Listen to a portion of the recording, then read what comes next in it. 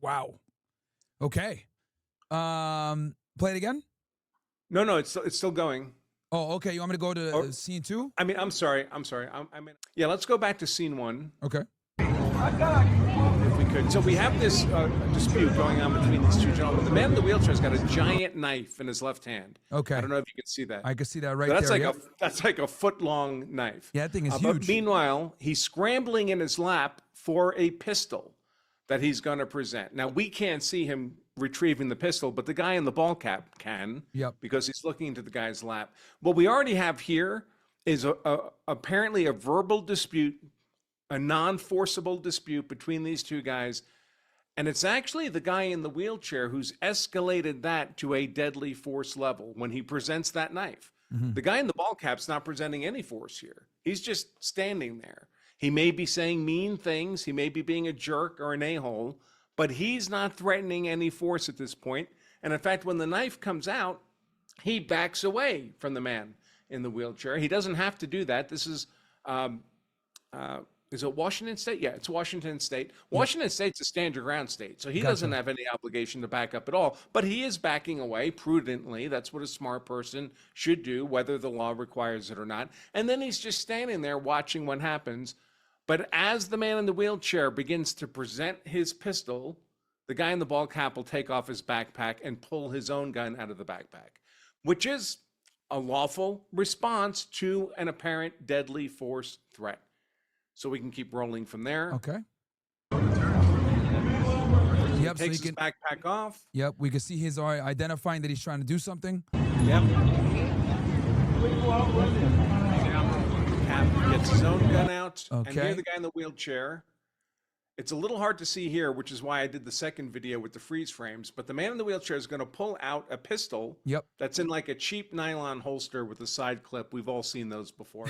But he's got a pistol in his hand in a firing grip.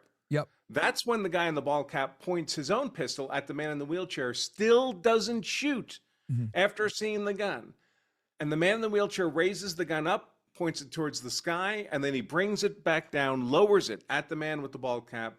And when that gun becomes horizontal, when it's pointed at the man in the ball cap fires a single round into the chest of the man in the wheelchair. And that looks to me like a lawful use of deadly defensive force against an apparent deadly force threat. He doesn't shoot before. He doesn't, he could have shot, in my view. Yeah. He could have shot the moment he realized the man in the wheelchair was presenting a gun. But he waits, the gun goes up, the gun comes down, and he doesn't shoot until the last possible moment. Now, I will say, after the fact, we discover that the gun held by the man in the wheelchair turns out to be an airsoft pistol. So it's not a real gun. But that doesn't matter, legally speaking. The only thing that matters is whether the defender reasonably perceives it to be a real gun. If it looks like a real gun, you're allowed to respond to it as if it were a real gun. And if it later turns out to be a facsimile, that's not your problem. That's the problem of the person who was waving around what appears to be a real gun. So if we continue, we'll see the guy in the ball cap waiting until the wheelchair man's gun comes horizontal, and then he fires that single shot. Okay. Yep, you can see it right there pop up. And he gave it a bit of time. And and created more distance. Yep, created more distance for himself. And people are kind of looking on like, what the hell's going on here? Bam. That's a whole separate topic. There's the gunshot. Yep. Now, the second video I sent you just kind of has freeze frames in it with circles on key points. Yep. We can play it. It's pretty short, but it just kind of highlights what I was just saying. Okay. So I'll go back one last time for these guys so they can see it kind of in like full speed here. It is funny how everyone's just standing around. Yeah. Nuts. All right, so we'll go to number 2 now. Yep. So number 2, and what I could do is I can actually make this thing all the way. Okay.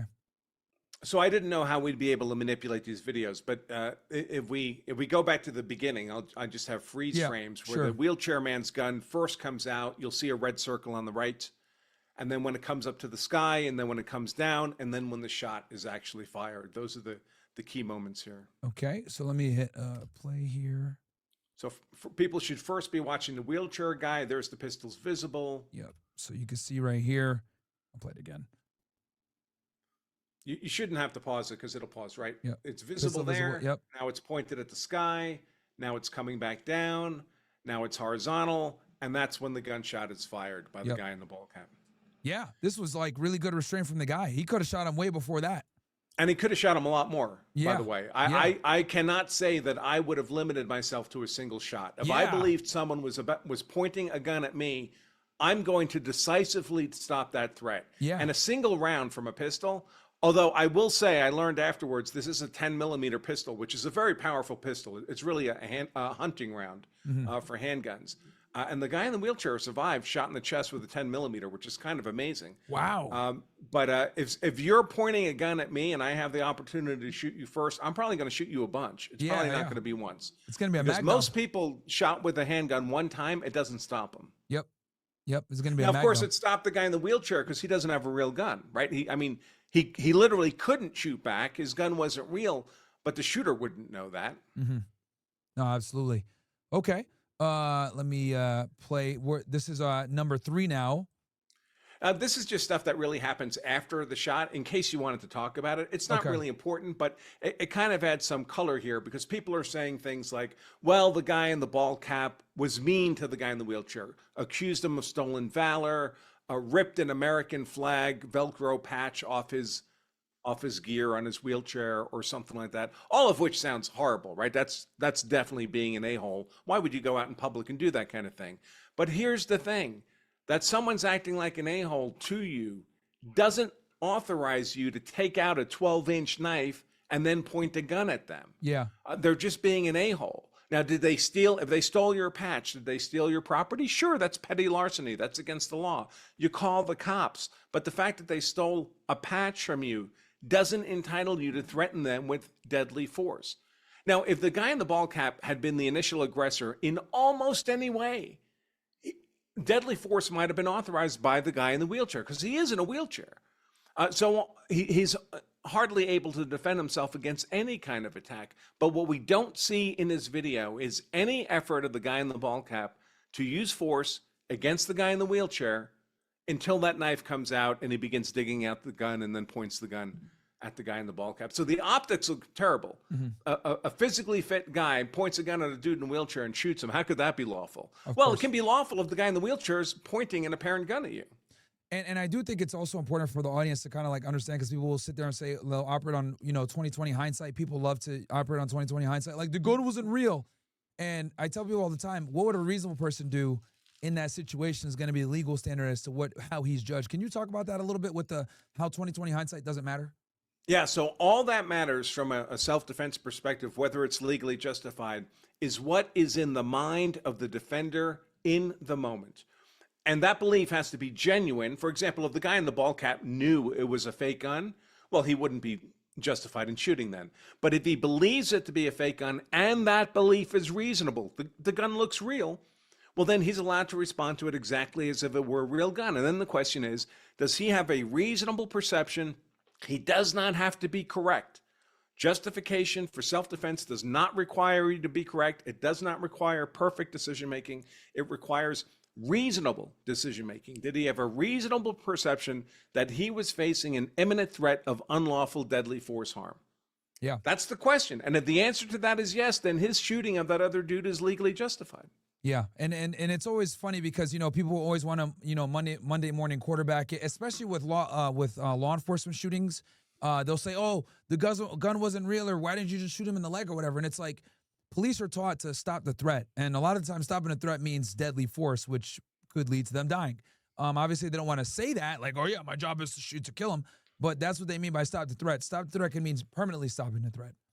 So, well, I mean, it's a great point actually, because Self-defense, even deadly force self-defense, it doesn't technically allow you to kill someone. You're not 007. You don't have a license to kill. You have legal justification to use the force necessary to stop the threat against you. Now, if that threat is deadly in nature and it's immediately about to occur, it turns out the most effective way to stop a deadly force threat is to use deadly defensive force. But as you say, your actual goal is not to kill that person, it's to neutralize that person. Yeah. If we imagine a world in which we have stun guns, like on Star Trek, that could neutralize people, well, then that's what you would use instead of shooting people with bullets. But we don't have that. So instead, we have to resort to the tools we do have, and those are tools that tend to cause death or serious bodily injury to people. But the death is not the goal. In fact, I would suggest that if you're in a lawful self-defense shooting and you are compelled to shoot someone in lawful self-defense, you actually don't want that guy to die. You want the threat to be neutralized. You want whatever has to happen to secure the safety of yourself and anyone you have a duty to protect. That's the goal. That's the mission. But if that guy actually dies, it's worse for you. It's worse for the defender because now you're looking at a possible murder charge or a manslaughter charge. If he survives, well, the worst you're looking at then is aggravated battery with a firearm. I mean, that's bad, but it's not life in prison without possibility of early release. So generally, it's good for the defender if the other guy does not die from the gunshot wound, as long as that is consistent with securing your safety. Okay, so we are on, I think this is 03. So yeah, that's some shooting. So the videos after 3 and 4, it's just kind of interesting. The aftermath, you had mentioned everyone was just kind of standing around. A lot of people were standing around after the gunshot, and the guy in the ball cap had his pistol out for a long time. Yeah, I mean 3, 4, or 5 seconds, and everyone is just like going about their day. I'm like, some people are looking at the gun and they're just watching, and obviously someone was recording this on their cell phone. Folks, my advice to you, if you're out in public just having a nice day and a gun comes out, you need to vacate the area. Bullets are going to be flying, and they don't, bullets never miss. Guns never miss. They may miss the intended target, but that bullet keeps going until it hits something. And that something could be you or something important to you. Yeah. So if a gun comes out, I can tell you, man, I've been around guns all my life. I've been a very active competitive shooter all my life. I'm very comfortable with guns. If I'm on public and guns come out, I am gone. I am out of there. You will see smoke coming off my feet. And some of these people look like they're tourists, and they're actually smiling like they came to America. They got to see an American gunfight. How exciting is that? Yeah. I'm like, you almost died here. I mean, this could have been an exchange of bullets between these two dudes. The bullets could have gone anywhere. Yeah. No, it's absolutely nuts. Let me. Yeah, someone in the comments says they're watching like a movie. That's right. It's like they're watching a movie. It's great. Look at these Asian guys. Show me your ID. They're grinning as they run past on me. It's so funny. That's crazy, man. All right, so let me go to number 4. I think this is more that. Okay, here's another angle here. It looks like after he's shot. I'll play this. Let me go. Yeah, there's the guy in the cap is saying angry things here. He's like, "Show me your ID. Don't you dare point a gun at me." That kind of stuff. I would recommend against saying things like that afterwards. Yeah. I mean, the shot's already been fired, right? Because you might say things that could be mischaracterized or misinterpreted, or maybe properly interpreted, but they make you look bad. They make it look like maybe you fired out of malice or out of maybe some racist motivation or something instead of an actual self-defense. So silence is golden unless you need to be talking. Yeah, agreed. Okay, let's see here. Let's roll in the clip.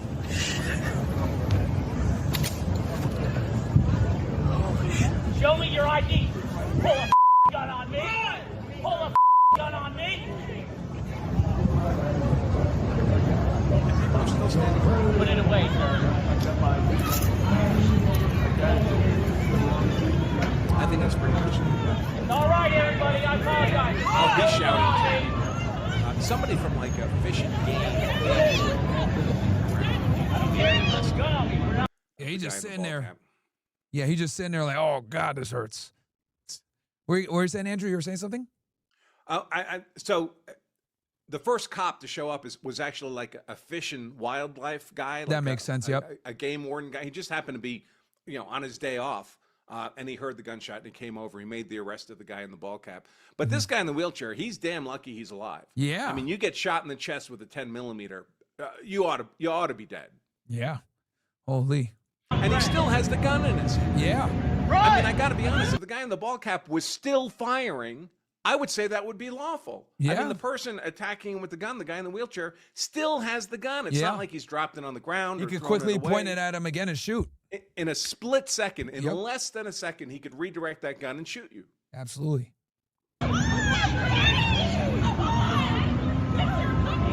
Now, of course, the guy in the wheelchair knows the gun's not real, Yep. which is probably why he's not doing anything with it. But the guy in the ball cap doesn't know that. Yeah, he doesn't know that, and that's what matters. So shit, man. Okay, let me pull this back up. Wow. Yeah. So a game warden, and I'm assuming the guy that shot the gun, he might have got detained. Maybe even did the grand jury indict him or no? I don't think it's gone to a grand jury yet. I think the prosecutor has announced she intends to charge him, though. Really? Yep. Now, we have to keep in mind whenever you consider a use of force event like this, there's actually multiple layers, right? They're like an onion. One layer is what we just talked about, kind of the black letter law. You look at the statutes, you look at the jury instructions. That's how this should play out. And ideally, if a prosecutor does that technical legal analysis and it looks lawful, the prosecutor should say, well, I'm not going to bring charges. I'm not going to prosecute this guy. When I do my legal analysis, this looks like a good shoot, which is my conclusion here. But there's another layer, invariably, that happens because prosecutors are not legal computers. They're human beings. They're politicians. They're elected A lot of the to times. office. Right. So that additional layer becomes a political layer. What are the political dynamics here that I could use to tell a story to a jury that either might lead to a conviction, despite the legal merits, or even if I can't get a conviction at trial, would be politically advantageous for me? What if I want to run for governor someday, for example? I want to get a lot of positive media. What's the narrative a prosecutor could tell here? Well, you've got a white dude shot a black guy in a wheelchair. That's a politically energized narrative. Yep. And most people don't know the law, so they don't know what the correct legal outcome is. They just have an emotional reaction to that fact statement. White dude shot a black guy, a veteran, a 67-year-old handicapped in a wheelchair. I mean, when you state it that way, it just sounds horrific. Yep. And you don't really understand it's a lawful shooting unless you have someone like me or you explaining it to somebody in terms of what the law actually allows someone to do in lawful self-defense. In my mind, there's no question this was a lawful shooting. But the Agreed. general public won't know that. And even the jury at trial won't really know that until the end of the trial when they get the jury instructions from the judge. And by then, they may have already made up their mind in an emotional way to convict this guy, regardless of the legal merits. That's how innocent people get convicted in these kind of cases. And the crazy part is like whenever you get into a shooting like this, they're going to convene the grand jury, right? And I agree with you that it's politicized. And I've noticed this where if there's especially if it's a black person that's shot, I'm just going to say it. When a black person's shot, right, and the cops shoot them, they're going to convene a grand jury, and it's got to be egregious for them to not and I mean, when I say egregious, like the cop acted, the best that he could. It was 100% clean shoot, and the person that got shot was behaving egregiously. Where anyone with common sense would be like, "Oh, that's a clean shoot." But since Michael Brown and all these Ferguson, all these different cases with law enforcement shooting situations, I've realized a lot of prosecutors, like you said, is becoming political. So what they'd rather do is they don't want their cities getting burned down like with George Floyd. So what they'll do is, even if they know that it's a clean shoot, they'll still indict the individual, especially if it's a cop or a white individual that shoots a black person, and let the thing go to trial and let the jury find the person innocent versus they don't have to deal with the BS, is what I've realized. And even if it's not a cop, and even if it's not a black person. So you look at like the George Zimmerman trial, right? George Zimmerman shot Trayvon Martin. Trayvon Martin was black, but George Zimmerman wasn't a cop. And if you look at the Kyle Rittenhouse case, Kyle Rittenhouse wasn't a cop. And in fact, none of the people Kyle Rittenhouse shot were black. But much of the public believes they were black because the media reported 1,000 times over that this was a shooting of black people in Kenosha, Wisconsin. So people hear this propaganda time and time and time again, and they come to believe it's true. It's only natural that they feel that way. And there's a lot of money at stake in many of these cases, especially the cop cases. There's money because anytime a cop shoots someone, there's a possible federal Section 1983 case, violation of civil rights case there that goes right to federal court, and it puts a lot of pressure to have a big settlement of money, even if the cop did nothing wrong. Because who's making the decision whether to settle? It's not the cop who fired the shot. It's the city. It's the department. And politicians are always happy to spend other people's money, taxpayer money, to make their political problems go away. So these lawyers come in, they file the suit. They don't want to go to court. They don't want to litigate this in federal court as a civil case. They want a settlement. And so they try to turn up the heat, turn up the pressure as much as possible. And part of turning up that pressure is talking the prosecutor into bringing criminal charges too. Yeah. And the more pressure you can bring, the bigger the settlement you get. And there's lawyers out there who do this kind of thing for a living and are living on super yachts off the money they get off these cases, never having to go to court a day in their lives. Just the settlements. Yeah, because it becomes so sensationalized, and like in the United States now, you know, it's like if you got a, especially when it comes to police officers, you get a police officer situation where they use of force, and someone dies. Man, the prosecutor's office, even if it was justified, a lot of times is going to have an enormous amount of pressure on them to convene a grand jury and to potentially indict these guys. Now, obviously, if it doesn't hit the news like that, it's not that big of a deal. But if it hits the news, man, they're probably going to get indicted, especially if it's white on black. Right. I remember if it's a racially energized case, and it always is. If it's a white cop and a black, if it's a racially energized case, that adds a whole ton of energy to the case that has nothing to do with the legal merits.